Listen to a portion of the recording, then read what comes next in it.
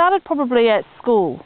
I was asked by an older lady here in York who said to me that my parents should be proud, because although there were many kids going to high school, Noongar kids that is, Aboriginal kids, we all started, but I actually finished high school here, and I was the only one basically left in the last month or so of finishing high school. And she often said to me, why or what is it that made you stay and finish year 10? Well, I could answer that question straight up at that time, and basically said, well, my parents, my mother and my father said, you know, we had to complete year 10, and that's what they asked of us. And she turned to me and said, yes, but other children also have parents who I know ask them to do, their children to do the same, but their children didn't complete it as you have. When I went nursing, which was a couple of years later, I had to leave York and travel to another country town. And it was for the first time in my life that I actually left my parents to leave and go on my own. I became very, very homesick. I found it really hard. There were so many other nurses. Parents of the girls I trained with were amazed, and for me it was nothing really. It was hard, but I was there, and I was going to complete my nursing training no matter what.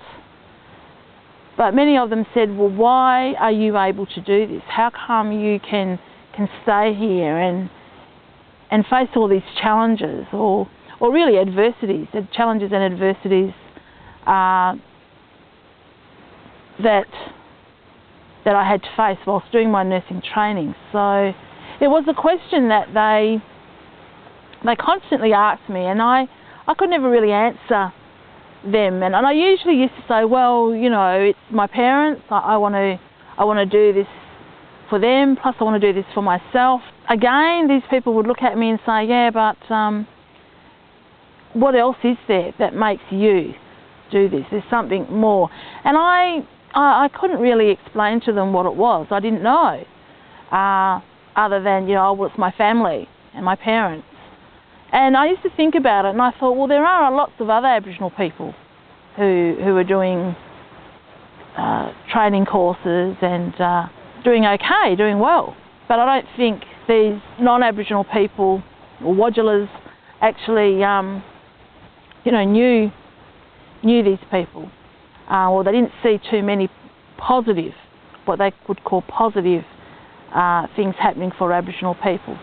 And then it just continued on, even when I left nursing and went into education, training Aboriginal people either in health, at a community level, or even at a university level. And people would often say this, you know, it's amazing that you're here. And I think a lot of people also looked at my attitude, where I was, how I managed things, how I spoke. And there was also a basic calm, and a lot of people said to me, oh, you don't have the normal chip on your shoulder. You don't have that. And it took me a while to work out what they meant by chip on the shoulder. And they deemed me as working quite comfortable with Aboriginal people and non-Aboriginal people. So I remember one colleague saying to me, well, it's wonderful that you can move between the two worlds, the Aboriginal world and the white world. So she was basically saying to me that I could live and cope quite well in both those worlds, because I always spoke about my culture, I spoke about my family, my community. So, and I think also it was when people said to me, well, that I don't know whether they were trying to be, in their words, being nice, but I found it really offensive when they would say, well, we don't consider you to be Aboriginal. And the first people that said that to me, I kind of let it go and thought, didn't really know what they were meaning, but it did hurt. So I thought about that and reflected, and I actually did that here.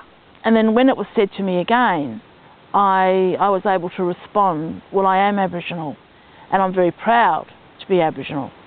I'm not ashamed of being Aboriginal. And by saying to me that they don't consider me Aboriginal, it was quite offensive, very offensive.